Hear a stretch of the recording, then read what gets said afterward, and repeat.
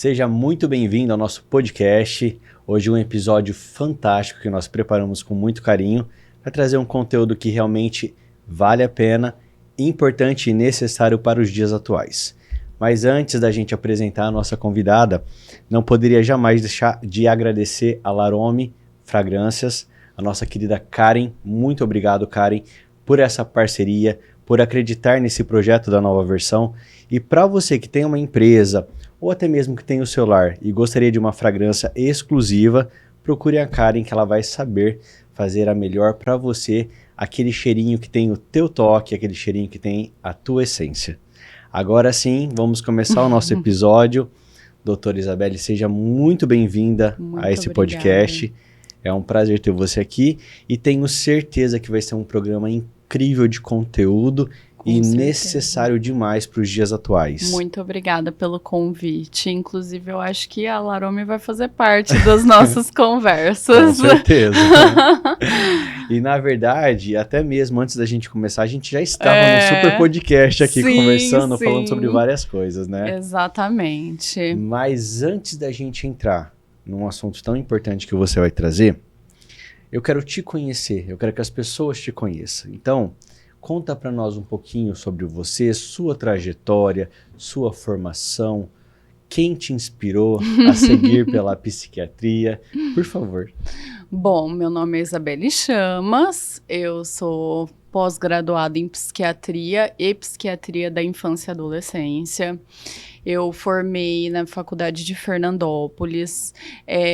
Eu tinha dúvidas entre a medicina e a letras, porque eu sou uma leitora nata, mas eu sempre fui da humanas. Então, quando eu optei pela medicina, eu já sabia que eu ia para um lado mais humano de tudo que envolve a medicina. Então, desde sempre, eu tinha um pezinho ali na psiquiatria.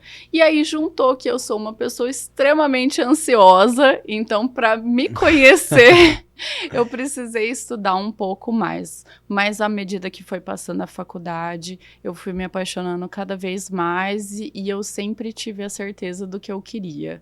No meu estágio de pediatria, eu dei um pezinho na pediatria, porque eu também gosto muito de trabalhar com criança, e aí no final acabei, né, fazendo até a pós em infância e adolescência, para agregar aí na minha história. Eu fui trabalhando, virei mamãe, e aí foi quando eu realmente me descobri. Eu era psiquiatra de adultos, eu era psiquiatra de crianças e adolescentes, e eu era mãe. E foi aí que juntou tudo e eu descobri o meu propósito. Então, antes da sua maternidade, você já atuava com crianças também? Eu já atuava com crianças também. Se você pudesse, nesse momento, trazer algo, um sentimento, alguma coisa assim que você percebeu, aquela mudança na sua forma de atender ou na sua concepção ali de ouvir, o que mais mudou da Isabelle antes da maternidade e depois? A empatia. A empatia. Porque quando nós estudamos, claro que quando a gente lida com o ser humano, a gente tem, inclusive tem aulas de humanização na faculdade, né? Porque isso é uma coisa que não pode faltar. A gente é médico, a gente tem um propósito de cuidar do outro.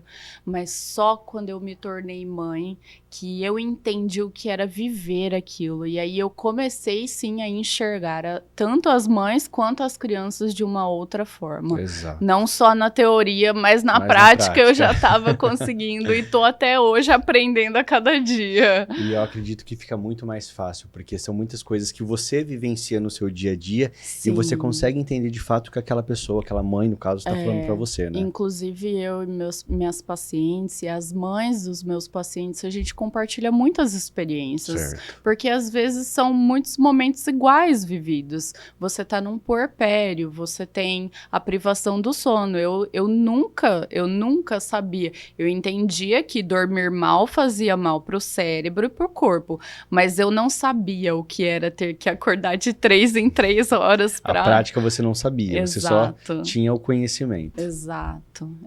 Eu já sabia pela minha própria ansiedade, mas ali a parte de viver o puerpério, de viver a primeira infância, Isso aí é realmente só quem passa para saber. Maravilha. E doutora, nós formulamos aqui algumas perguntas, como a gente vai adentrar agora um pouco no seu universo. E uma das coisas que eu mais gostei, para as pessoas poderem entender também, a doutora participou da nossa edição no mês de maio, onde a gente falou um pouco sobre a maternidade. E nós vamos começar justamente com esse assunto, né, que é tão importante. Até mesmo antes de começar, nós estávamos comentando que hoje a percepção que eu tenho, né, eu que às vezes por ter a revista e lidar com diversas empresárias, a gente vê que a mulher ela luta para ter cada vez mais o seu espaço, para chegar numa posição de destaque como empresária, mas muitas vezes ela está lá em cima sangrando. Bom, o que acontece?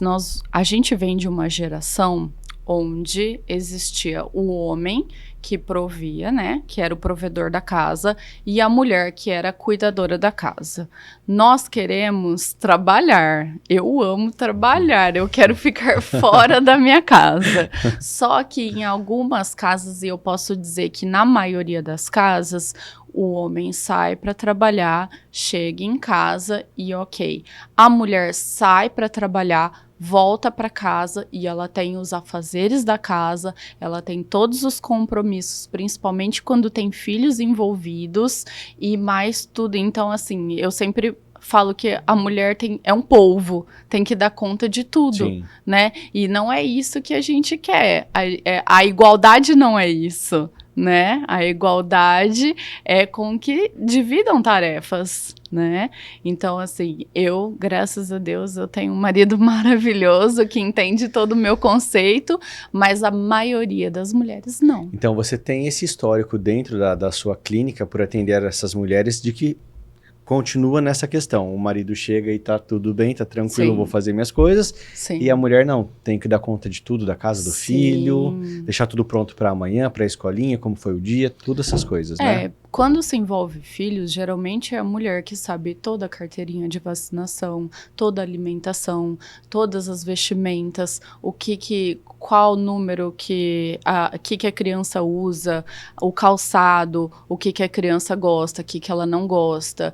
Tem que ir ao mercado, você tem que trazer uma alimentação saudável para a criança, você tem que entender tudo da criança, você tem que entender tudo da sua casa e você tem que entender tudo de você. E além disso, você tem que trabalhar. Então, isso acaba gerando o que a gente chama de exaustão mental. Porque o corpo vai, só que chega uma hora que tem um limite. E aí, geralmente, eu sou procurada nesse limite.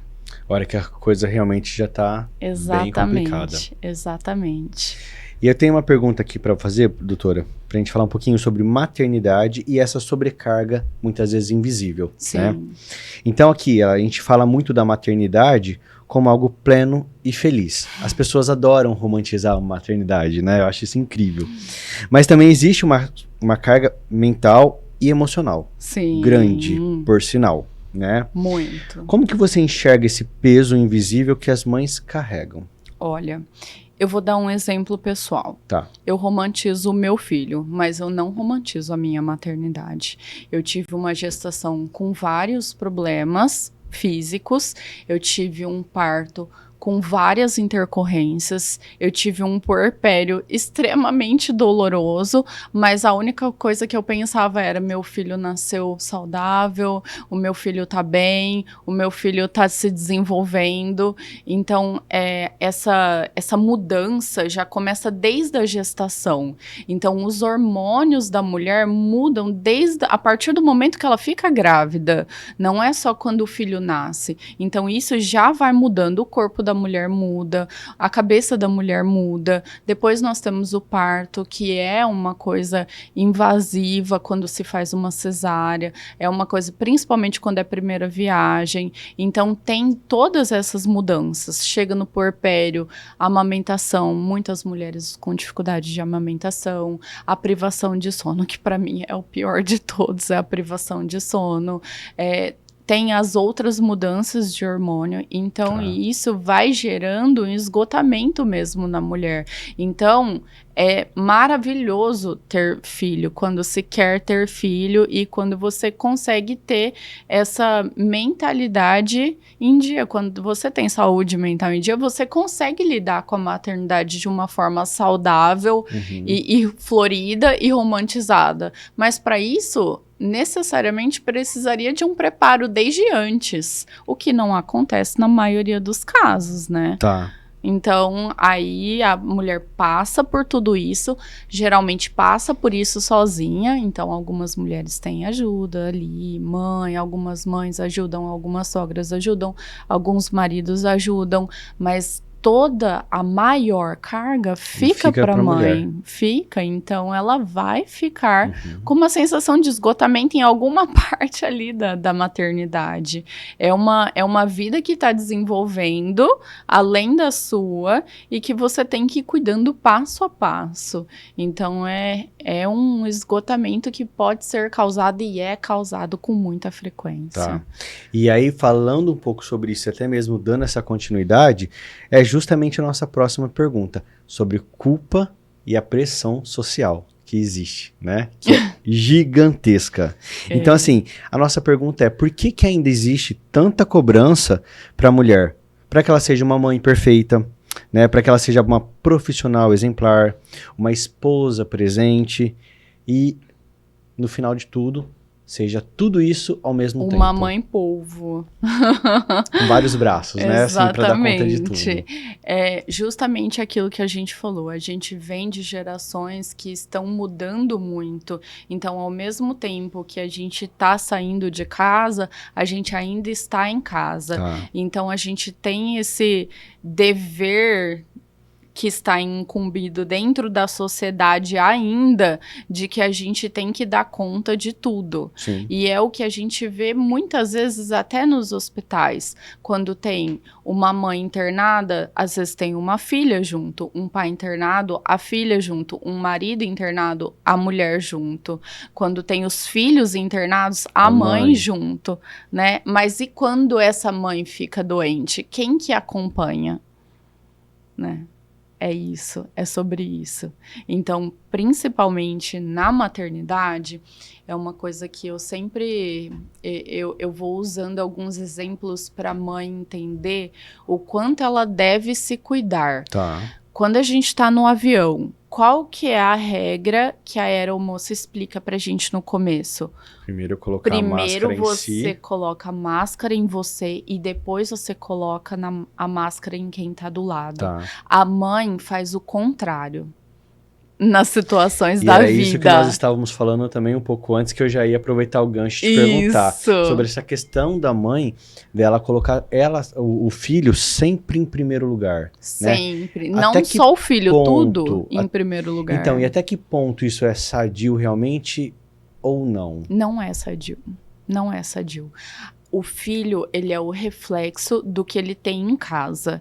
Então, se essa mãe é a base desse filho, uma base desestruturada vai ter um filho desestruturado. Então, na teoria, a gente teria que primeiro cuidar dessa mãe e deixar essa mãe estável, para daí a gente conseguir ter um desenvolvimento infantil legal dessa criança. Mas não acontece isso, porque o instinto maternal não deixa. Então, assim, eu quero comprar algo para mim e precisa comprar algo para o meu filho. Eu vou comprar para o meu filho. Eu não vou comprar para mim. E isso é um instinto da mãe que realmente... Da mãe, né? Existem vários tipos de mãe. Isso também é um ponto. Existem vários tipos de mãe. Então, muitas vezes a gente vê ali na internet aquela mãe que floreia, que romantiza, mas a vida não é assim, né? A maioria dos casos não são completamente perfeitos. Exato. E você sabe que na semana passada, inclusive a gente estava conversando numa roda de conversa mesmo, e eu ouvi muito essa questão que eu acho que ela é importantíssima. Infelizmente hoje, nós estamos nos comparando com o palco das pessoas, Sim. Com o que a gente vê. Você acredita que no seu Instagram você não vai colocar os seus desafios diários? Claro que não. Isso você deixa para você, é uma particularidade sua. Exatamente. Mas o que a gente está fazendo? Nós estamos sendo desleais com nós mesmos e nos comparando com a vida que o outro posta. E aí a gente vê o quê? Uma blogueira que tem lá 3 filhos, super bem, tá sempre fazendo tudo que tem vontade, academia, com o corpo já maravilhoso. Mas a gente não sabe, a gente não vê a rede de apoio que essa pessoa tem. A gente se culpa por não conseguir fazer o mesmo. Exato. Exato. Então, assim, é mais fácil para quem tem essa rede de apoio, para quem tem esse financeiro de ter essas ajudas, para quem tem pais que ajudam, para quem tem esse suporte. Mas existem mães que não têm esse suporte. Nem o suporte da família, nem o suporte financeiro, nem nenhum tipo de suporte. É ela com ela mesma e um filho. Então, por isso que a consulta precisa ser personalizada. Tá. Eu não posso fazer uma receita de bolo para todas as minhas mães, porque a rotina de cada uma é diferente. É diferente. Eu não posso falar, olha, você tem que fazer academia 3 vezes por semana, porque às vezes ela não tem tempo, ela não tem condições, nem financeiras, nem mentais, nem nada para fazer. Tá. Então a gente ajusta dentro do que ela pode conseguir. Dentro do que você observa ali, que ela pode fazer dentro das condições. Eu preciso conhecer quem ela é, eu preciso saber da vida dela para eu conseguir ajudá-la da melhor forma e a gente alinhar ali uma rotina.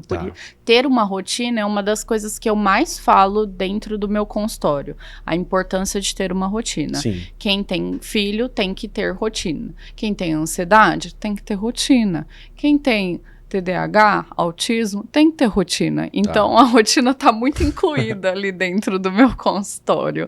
Mas, para isso, eu preciso saber o contexto familiar daquela casa, daquelas pessoas, para eu entender, para daí eu conseguir ajudar. E essas mães, elas se abrem? Ou você precisa fazer um trabalho antes para que realmente você consiga ter essas informações? É muito individual. Porque eu percebo assim que da mesma forma, as pessoas estão cada vez mais com medo do julgamento. O psiquiatra em si, ele ainda tem esse tabu. Tá. Então, quando chega para mim, chega num ponto onde já tentou de tudo. E aí teve então assim, estou com taquicardia, fui pro cardiologista. Estou com dor no estômago, fui pro gastro. Vai ter algum desses médicos que vai falar, olha, o seu problema é emocional, você precisa ir no psiquiatra. Eu vou te indicar um psiquiatra agora pra você. Aí a pessoa, Aí primeiro a pessoa faz... Só que aí ela já chega aberta. Só que aí ela resolver a situação. Sim, na maioria das vezes. Como dentro do consultório é um lugar onde é o único lugar que ela pode se abrir, é o único lugar que ela não vai ser julgada. Porque se ela expor isso na internet, ou mesmo dentro da família, vai ter alguém que vai dar opinião pessoal. E não é isso que a gente faz dentro da consulta. A gente não dá opinião pessoal. A gente dá a conduta de acordo com que ela possa melhorar. Maravilha. Doutora, agora vamos falar um pouquinho sobre sinais de alerta. Quais são esses sinais mais comuns, né, que essa sobrecarga está ultrapassando esses limites e já está até mesmo afetando a saúde emocional dessa mãe? Então a mãe sente mais quando ela começa a ficar doente fisicamente. Então, isso que eu falei dos sintomas. Às vezes uma taquicardia, às vezes uma falta de ar, uma sensação de aperto no peito. Acontece alguma coisa, ela começa a perder o sono, ela começa a perder a fome ou ela começa a ter uma compulsão alimentar. Então, o físico mostra mais a doença e aí ela começa a entender. Aí ela vai começar a fazer os exames e ela vai começando a entender que ela tá chegando numa sensação de esgotamento, né? Tem algumas, até por rede social é bom e é ruim. Por um lado, tem chegado mais informações. Então, tem muitas mães que vão ali e me seguem ou seguem outros profissionais maravilhosos que falam, opa, peraí, tô me identificando com isso. Então, eu acho que eu preciso dessa ajuda, né? Então elas buscam, elas vão até o profissional. Legal. As mães estão começando a perder o medo de pedir ajuda. Tá. E isso é legal também. Mas geralmente é isso. Né? Sintoma físico, aí a gente chega no mental. Agora, vamos falar sobre um assunto que está muito em alta. E aí eu quero a sua opinião também sobre essa questão. Sobre a adultização das crianças. E você me falou um termo que eu nem mesmo, assim, tinha me tocado. Sobre a infantilização dos adultos. Certo. Conta para nós o que está acontecendo. Bom, nós temos dentro do consultório adolescentes com comportamento adulto. Todo esse trama do influenciador Felca que trouxe pra gente de uma forma mais aberta, pra gente entender que nós estamos pulando algumas fases. E quando você pula a fase, então se você vai da sua infância direto para essa adultização, você perde uma fase. Chega na vida adulta, você não sabe lidar como. E aí o adulto está criando válvulas de escape, como, por exemplo, essas reportagens que saíram dos adultos que usam chupeta como objeto de válvula de escape de emoção, né? Um suporte emocional, uma chupeta. Então, quando você pula a fase, quando você deixa de viver a infância como ela tem que ser, a adolescência como ela tem que ser e a vida adulta como ela tem que ser, né? Você pula fases, você inverte os valores. Então, tem muita criança entrando no ritmo do celular, do tablet, da televisão, muito cedo, né? O que é proibido dentro lá da Sociedade Brasileira de Pediatria. A gente tem horas específicas que a criança pode estar na frente de uma tela para não ser prejudicada. Mas isso não é seguido em 90% dos casos. E aí você não tem o controle, a maioria dos pais não tem o controle do que está ali naquele meio. Então, por exemplo, muitas crianças assistem aqueles influenciadores que se comportam como crianças e eles já são adultos e eles fazem o maior sucesso se comportando como crianças. E isso é uma inversão de valores. Né? Ao invés de você ver uma criança brincando com um boneco, você vê um adulto brincando com um boneco. E aí você vai ver uma adolescente dançando funk.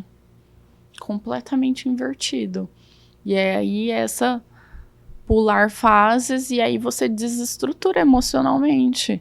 Então, a nossa geração está crescendo, uma geração que está com dificuldade de lidar com frustrações, por exemplo. Né? Tem a questão da educação positiva, até que a gente estava conversando. A educação positiva, ela tem uma linha muito tênue entre você saber criar o seu filho com limites. Exato. Porque a criança, ela vai pelo que é legal e pelo que é fácil. Ela não vai pelo que é certo. Então, para ela, o fácil e o legal é o que ela quer. Sim. Se você não tem um adulto que você coloca um limite nisso, ela não vai fazer o que é certo. E aí você vai criando uma criança, um adolescente que não lida com frustrações, que não sabe lidar com os BOs do dia a dia. E aí chega na vida adulta, aí tem esses adultos usando chupeta. E aí a gente vê também, eu não sei se é verdade, mas eu vi um relato de que até mesmo muitos casos de suicídios não são, não vêm a público, né? Tem muitos casos que eles meio que abafam.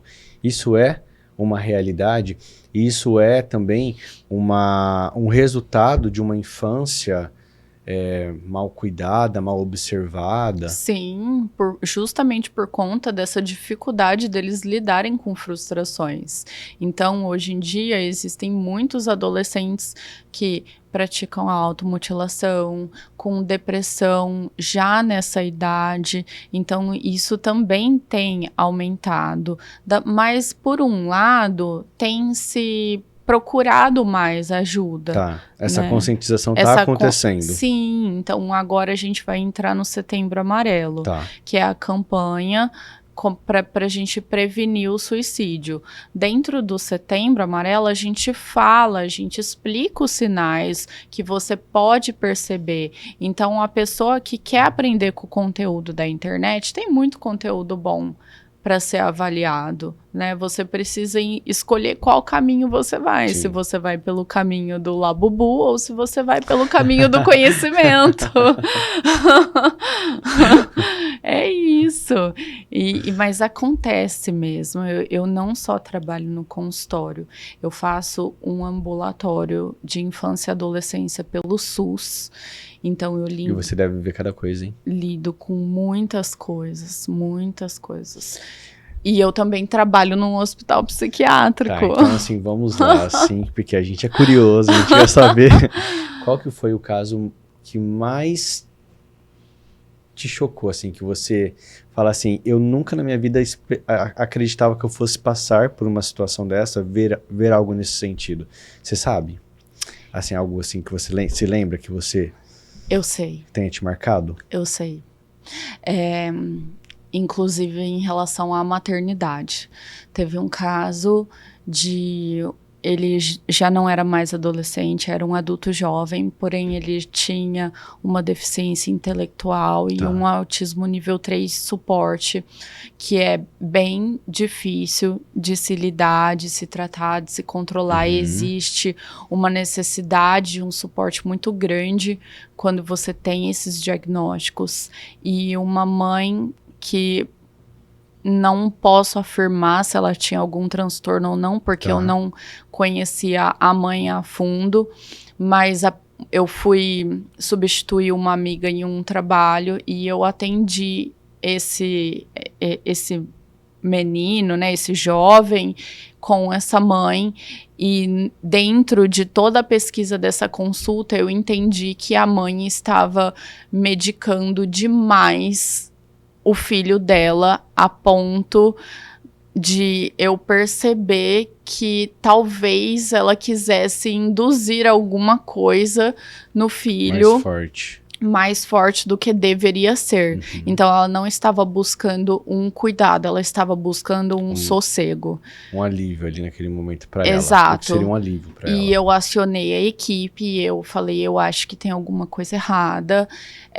Eu não duvido de que daqui a alguns dias, se ninguém tomar uma medida, que essa pessoa possa aparecer morta. E foi o que aconteceu. Ele apareceu morto?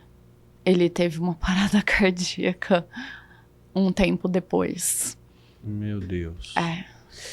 Agora eu vou te fazer outra pergunta. Esse foi um dos casos. O outro foi um tráfico de humanos. Tráfico de humanos? Esse também me chocou. Porque também uma jovem... autista nível 1 de suporte, que conheceu alguém na internet e foi iludida e se apaixonou, e essa pessoa falou que ia vir buscar, e ela fugiu da casa dos avós que eram os responsáveis. E a sorte é que esse avô tinha contatos com a Polícia Federal e eles foram achar essa jovem aqui em Rio Preto, no hospital onde eu trabalho. E aí eu fui, e aí a suposta namorada e a suposta mãe da namorada foram até o hospital. E aí, eu não sei se é um instinto materno e todo o conhecimento psiquiátrico.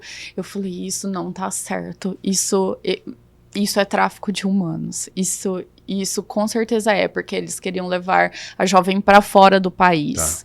E aí eu simplesmente falei, deixei ela para dentro da ala do hospital e falei, ninguém deixa ela sair enquanto esses avós não chegarem. E realmente depois foi se investigado e perceberam que realmente era. E as mulheres tinham realmente envolvimento com o tráfico de humanos. Esse também me chocou muito. Deus. Tem Agora, muitas histórias. Você lida totalmente com a mente. E você sabe que muitas vezes, ou em quase todas, não sei, essa mente está doente. Coisas que a gente olha de fora e julga, você tem o mesmo julgamento? Me dá um exemplo. Um exemplo, vamos lá. Uma mãe que abandonou seu filho.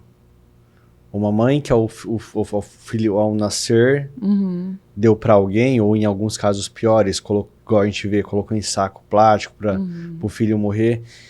O teu olhar é o mesmo olhar da humanidade ao apontar o dedo? Não, não é. A gente sabe. A mãe, se ela tá, por exemplo, numa depressão pós-parto, ela pode ter uma sensação de recusa com esse filho. Não significa falta de amor, mas ela pode estar num momento onde ela simplesmente não consegue cuidar desse filho antes que ela seja cuidada. Então, a gente fala sobre o blues, né, que é antes da depressão pós-parto, a depressão pós-parto. Então, você precisa avaliar o contexto da história, né? Então, igual as séries de pessoas que matam os pais, será que teve alguma coisa que causou isso? Será que essa pessoa realmente tinha um transtorno? Porque hoje em dia, como o transtorno mental, ele não tem um exame clínico, que você vai lá e que detecta. você faz o exame e você enxerga, você vai pelo clínico da pessoa, pela história, pelo que você vê, pelo comportamento, por toda a análise que você faz. Então, tem muitas pessoas usando transtornos psiquiátricos para tirar a culpa de uma coisa que às vezes não é. Tá. Isso tem acontecido bastante, principalmente esses casos que vão a público, sempre no final das contas eles tentam alegar algum transtorno psiquiátrico para diminuir a culpa aí dentro de um tribunal, por exemplo. Então isso também é ruim, banalizar a psiquiatria dessa forma. Tá. Maravilha. Doutor, agora eu quero te fazer uma pergunta. Por exemplo, nessa questão que a gente falou muito sobre esse julgamento, né? Existe ainda muito tabu em relação ao julgamento quando falamos de maternidade. Sim. Né? Quando uma mãe diz que está doente, está cansada, está triste, frustrada, ou muitas vezes ela não fala por medo do próprio julgamento, né? Como que é isso? Como que essa mãe deve lidar com esses sentimentos no dia a dia, se surgir, se aparecer? Eu acho que primeiro ela tem que buscar ajuda sozinha, que é o que acontece com a maioria das minhas mães. Ninguém pega essa mãe e fala, vamos lá, que eu vou te ajudar, que eu vou te levar para você conseguir uma ajuda. Na maioria das vezes ela vem sozinha e fala, doutor, eu preciso de ajuda. Então, a mãe, ela põe uma máscara para tentar não refletir isso dentro de casa, dentro do emprego, mas aí chega naquele ciclo que a gente colocou no começo da conversa. Ela vai mascarando até que ela começa a ficar doente. Tá. E aí, a partir desse momento, é quando ela olha e fala, não, agora eu preciso buscar ajuda. Tá. Né?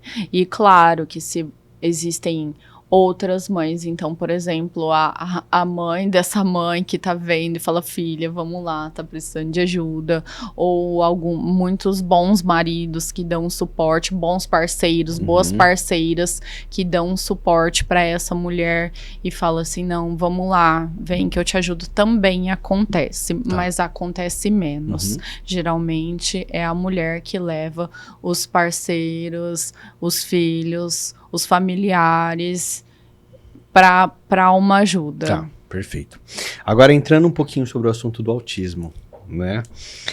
Quando chega, por exemplo, um diagnóstico, né, do transtorno de autismo, receber esse diagnóstico, às vezes é muito difícil, né? E costuma trazer também essa mistura de sentimentos. Uma vez eu ouvi uma seguinte expressão: acaba sendo um luto para esses pais. Porque eu falo assim, nenhum pai idealizou ter um filho autista. Embora você vê, dependendo do grau também, que tem muita gente que consegue levar uma vida tranquilamente normal, né? Mas Desde traz que tenha um bom suporte. essa sensação, né? E exatamente, você falou Sim, tudo. sim. Agora eu quero saber quais são os principais desafios emocionais, né, que essas mães elas têm ali naquele momento. Existem dois caminhos que geralmente acontecem no consultório quando a gente chega nesse diagnóstico. O caminho do sofrimento e o caminho do alívio. Porque às vezes os pais querem entender, querem ajudar, não sabem como, Não sabe o que tá sabem por onde acontecendo. começar, não sabem o que está acontecendo. E quando vem o diagnóstico, nossa, agora a gente tem como ter um norte. Então, existe o alívio, existe. Eu tenho também, por exemplo, autistas que são diagnosticados na vida adulta, que também têm essa sensação de alívio. Então, assim, poxa, eu sempre me achei uma pessoa estranha, mas agora eu entendo o porquê dos meus comportamentos e dos meus sentimentos. Tá. E agora eu consigo lidar melhor com isso. Mas aí, quando tem a frustração, é muito difícil, muito doloroso. Tem muita negação também. Muita, muita. Né? A família busca da onde vem, o porquê vem, como veio, e tenta entender o porquê que está acontecendo. Questiona Deus, questiona o psiquiatra. Você já acompanhou alguns casos desse, principalmente do marido culpar a mãe? Já. Porque assim, eu já vi casos onde o machismo ali era tão grande, dele falar assim, está vendo? Sim. Como se a forma ruim fosse a mãe. Sim. E o filho... Ah, mas aí eu chego junto, né? Aí eu com não os dois deixo. pés no peito. Se falar isso na minha frente, eu não deixo passar barato, não. Aí eu defendo as mães. Tem um fator genético, mas não é um fator genético da mãe. É um fator genético que pode vir de ambos os lados da família. Então, às vezes, quando a família é mais aberta, eu ainda brinco, eu falo, da onde será que vem? Quem será que tem? Né? E muitas vezes eu faço o diagnóstico dos pais. Quando a gente descobre o transtorno do autismo no filho... aí a gente vai entendendo os comportamentos e até o próprio pai ou a própria mãe olha e fala assim, mas eu era exatamente igual. Então aí a gente acaba criando trazendo uma outra... um pouquinho desse histórico também. Isso. Assim, nossa, mas eu era exatamente assim, eu achava que esse comportamento era comum porque eu fazia isso, né? Mas a dor da rejeição da sociedade é muito grande. Tá. Talvez os pais não fiquem tão tristes pelo filho, pelo transtorno, pelo diagnóstico, mas pelo que a sociedade vai fazer com essa criança, com esse adolescente e com esse adulto. Tá. Né? A gente tem exemplos, o Cássio, do futebol. Se ele, que é uma figura pública de nome, teve dificuldade de achar uma escola que incluísse a filha dele, imagina as mães que não têm para onde correr, literalmente. Então é muito doloroso, porque a maioria dos lugares eles não estão preparados para realmente acontecer essa inclusão das deficiências. Falando um pouco de escola, e nós falamos um pouquinho também, antes de começar o programa, que eu acho até importante trazer um pouquinho sobre isso. Como que você, como médica, psiquiatra, você enxerga hoje o preparo da escola em relação às crianças? Eu fico completamente frustrada. A maioria das escolas dos meus pacientes não tem preparo para recebê-los. Independente do nível de suporte e da deficiência, a maioria das escolas ainda... E eu não culpo, às vezes, até a professora, porque quem tem que dar isso é o governo ou o dono da escola, os diretores. Quem tem que prover esse conhecimento, julgamento, quem tem que entender isso são os superiores, porque não adianta a gente também culpar uma professora que tem que dar conta de mais de 20 alunos, sendo que nessa sala vai ter alguém autista, vai ter alguém TDAH, vai ter outras questões, como, por exemplo, um filho de divórcio, cada criança vai, ali na sua individualidade, ter uma questão. Então, Sim. é difícil para o professor lidar com tudo isso, então, se a escola não preparar, porque muitas vezes a mãe precisa da ajuda da escola, então ela coloca ali desde pequenininho numa creche integral, porque a mãe precisa trabalhar. Tá. Então a criança ela passa a maior parte do tempo na escola, então a mãe ela precisa confiar nessa escola, porque ela está cuidando do bem mais precioso que essa mãe tem. E aí ela chega, ela coloca o filho na escola, uma escola que não tem preparo, que seja para identificar ou que seja para saber manusear, porque existem, se você tem, por exemplo, um autista nível 3 de suporte, existe muita hipersensibilidade, existem muitos gatilhos que podem gerar crises, e mesmo se forem nível 1 ou nível 2, cada um tem uma dificuldade, e a maioria das escolas não estão. Sim. Não são colaborativas. Na minha experiência de consultório, não. Você eu consegue vejo, ver bastante dessa parte. eu vejo mães tristes Tá. e frustradas Tá. com escolas. Doutora, bases saudáveis refletem em filhos saudáveis, né? Como que o cuidado com a saúde mental materna influencia diretamente no desenvolvimento da criança? Principalmente quando a gente fala sobre o transtorno de espectro autista.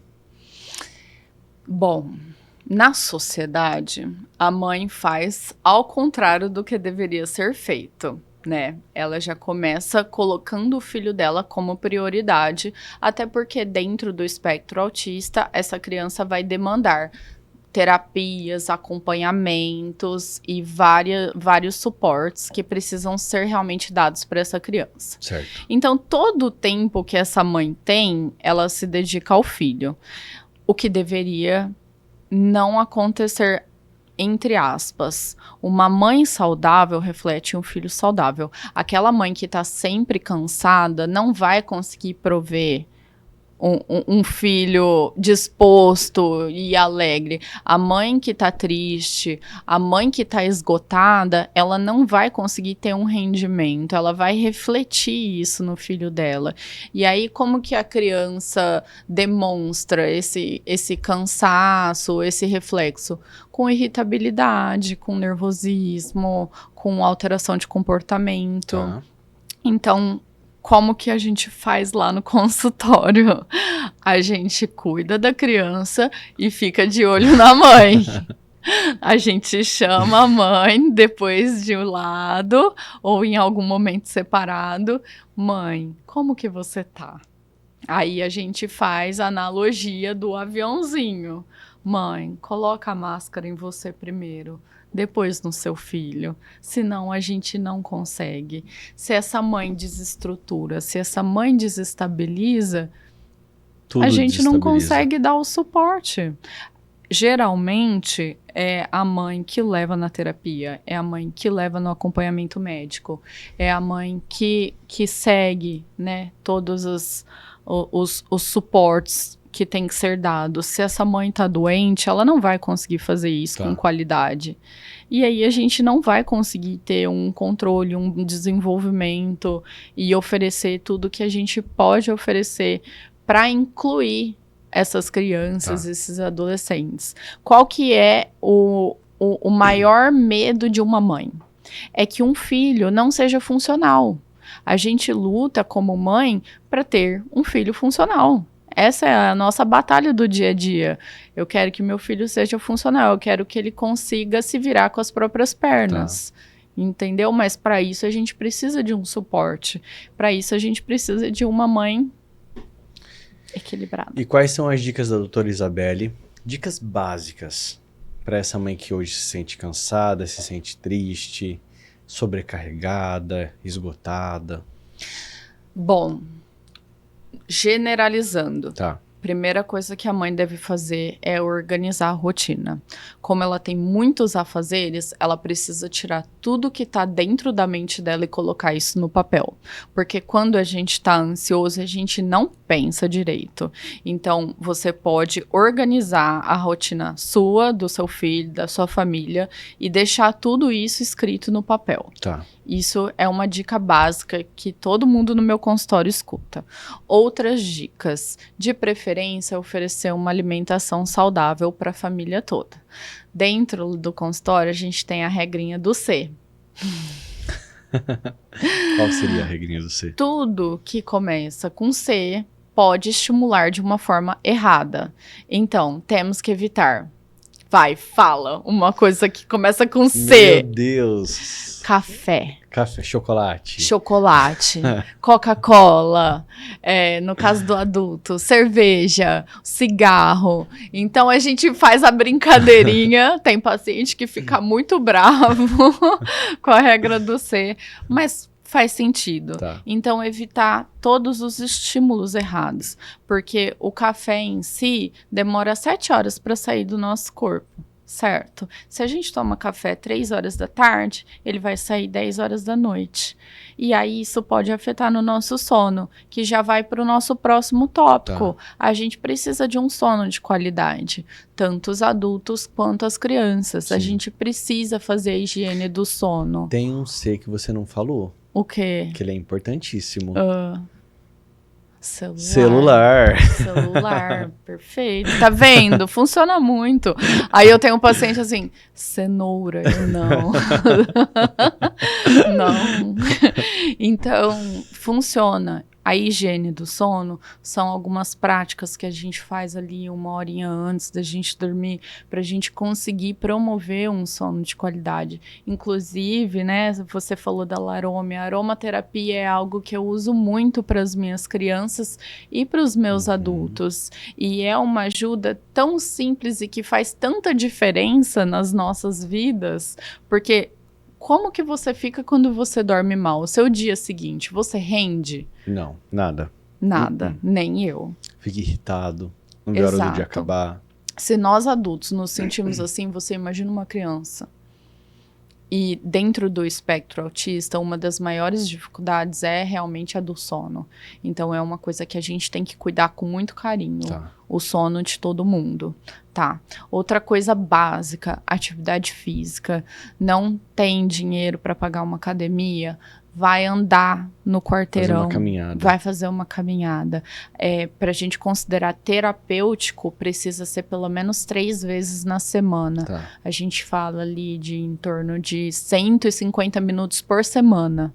Se você fizer isso, já é considerado terapêutico. Então, a atividade física, ela produz os mesmos neurotransmissores que o remédio produz. Então, quanto mais atividade física, menos remédio, né, em alguns casos. Casos, por exemplo, como o TDAH, eu tenho muitos pacientes adultos TDAHs que seguram sem a medicação com atividade física, né? E aí eu sempre também coloco uns exemplos pessoais aí, que eu tenho TDAH na família, que hoje não precisa de medicação, mas tem todo um acompanhamento com uma suplementação bem legal, atividade física de domingo a domingo. Legal. Essa pessoa não precisa de medicação. Tá. Casos e casos, a gente avalia cada um, a necessidade de cada um e dentro da rotina do que cada um pode, porque eu também não posso exigir de uma mãe com tantas tarefas que ela faça 1 hora de atividade física todos os dias da semana. Exato. Certo? Então são coisas básicas que às vezes não acontece, a gente tá numa sociedade tão correndo com tudo. Hoje em dia o básico não está acontecendo. Não está acontecendo. A consulta, às vezes, a gente tem que ensinar o óbvio. Porque o óbvio não está acontecendo. Sim, né? É verdade. E aí, é claro que tem toda a parte da medicação. Então, eu tenho uma luminária onde a gente explica como funciona os nossos neurotransmissores, como que atua, qual o diagnóstico, o que falta, o que a gente pode complementar, quais exames de sangue a gente pode fazer, porque a gente, na psiquiatria, eu não vejo você fala pra mim que você tem ansiedade, eu faço uma receita e mando você embora. Tá. Não, eu vejo você como um todo. Como um todo, exato. Então, essa psiquiatria humanizada, ela tem sido praticada agora. Os psiquiatras que estão vindo, pelo menos assim, tem tido esse olhar. Dentro dos psiquiatras que eu tenho convivência, eu tenho muitos bons colegas também. E é bom ouvir isso, né? Porque, por um outro lado, a gente também ouve muito que tem muita gente nova entrando totalmente despreparada. Sim. Né? Então, quando a gente ouve isso, que bom. Né? Nós temos muitas faculdades de medicinas novas que estão preparando médicos de muitas formas ruins, mas isso acontece em todas as turmas, depende muito da pessoa. Sim. Então, dentro da minha turma, eu tenho alguns nomes que eu não vou esquecer para nunca deixar ninguém da minha família passar, mas eu tenho alguns que eu falo, pode passar de olhos fechados. Que legal. Né? Então, isso aí vai muito da pessoa correr atrás do conhecimento e dar esse embasamento para o paciente, porque você precisa confiar em mim. Como que você vai tomar um remédio que eu te prescrevo se você não confia no que eu tô falando? A gente precisa desse vínculo, principalmente na psiquiatria, né? Você vai chegar numa mesa e vai me contar dos seus problemas mais íntimos e das suas dificuldades mais terríveis. Então você precisa confiar em mim para isso. Com certeza. Né? Doutora, amei o nosso bate-papo. Foi muito esclarecedor, foi gostoso. Foi assuntos necessários, como eu disse no começo do nosso podcast, porque a gente vê que quando a gente para olhar a situação, como as pessoas estão indo, é um pouco desesperador. Né? Então, assim, trazer essa conscientização para as pessoas, trazer um assunto, um conteúdo tão válido, ao mesmo tempo que você falou, a internet tem coisas boas, Sim. mas a gente também tá lotado de fake news, que a gente não sabe o que é verdade, o que não é. E trazer isso para as pessoas, eu tenho certeza que vai ser incrível. Então, assim, tô ansioso para as pessoas poderem ter acesso a esse episódio, a essa conversa. Eu também estou. Quero te parabenizar por esse olhar humano que você tem, por esse trabalho tão necessário e importante para a sociedade, eu falo, né? Para todos. Então, assim, parabéns, que Deus continue abençoando você, tua carreira, tua jornada. Mais do que muito conhecimento, eu coloco muito amor no que eu faço. Isso é importantíssimo, porque a gente pode ter muito conhecimento, mas se a gente realmente não colocar amor, não vale de nada. As coisas não fluem. É verdade. É isso. É a empatia. Muito obrigada pelo convite. Eu adorei estar aqui. Eu adorei a nossa matéria na revista. Que bom. É um assunto que eu acho que sempre precisa ser falado. Nunca vai deixar de precisar da saúde mental de todo mundo. Com certeza, né? Isso é uma verdade. O nosso cérebro é quem conduz todo o resto, então a gente tem que cuidar dele. Exatamente. Obrigada. Eu que agradeço, doutora. E nós vamos ficando por aqui depois desse bate-papo extraordinário, mas logo nós estamos voltando com mais histórias que merecem ser contadas. Até a próxima!